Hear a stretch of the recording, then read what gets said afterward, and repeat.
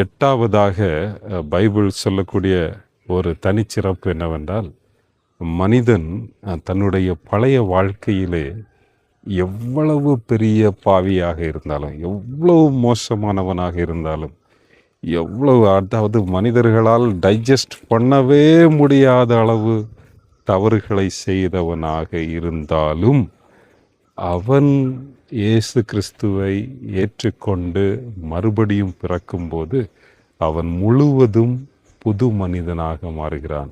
அந்த மறுபடியும் பிறத்தல் அதனுடைய விசேஷம் என்னவென்றால், மனிதன் நீதிமானாக்கப்படுகிறான். கிறிஸ்துவுக்குள் மனிதன் நீதிமானாக்கப்படுகிறான்.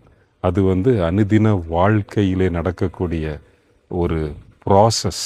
அதுவரை செய்த பாவத்திலிருந்து அவன் விடுதலையாக்கப்படுகிறான். ஏனென்றால் இயேசு கிறிஸ்து அவனுக்காக இரத்தம் சிந்தி இருக்கிறார்.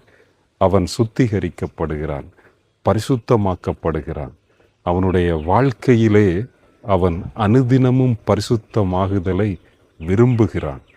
அவன் தொடர்ந்து என்ன செய்கிறான்னா, அந்த விட்ட பாவங்களை, அவன் பழைய செய்த தவறுகளை ஓப்பனாக சொல்லுகிறான். நான் இப்படிப்பட்ட தவறுகளை செய்திருக்கிறேன் என்று. அப்புறம் அந்த தவறுகளை அவன் வெறுக்க ஆரம்பிக்கிறான். அதற்கு ஆண்டவர் அவனை பலப்படுத்துகிறார்.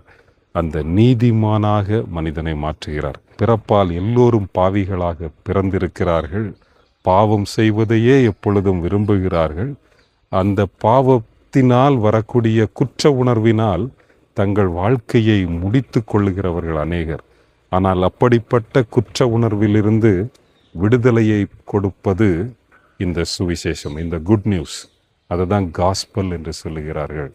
நீ எவ்வளவு பெரிய துரோகியாக இருந்தாலும் உனக்கும் ஒரு நல்வாழ்வு ஆயத்தமாக இருக்கின்றது, நீ விரும்பினால்.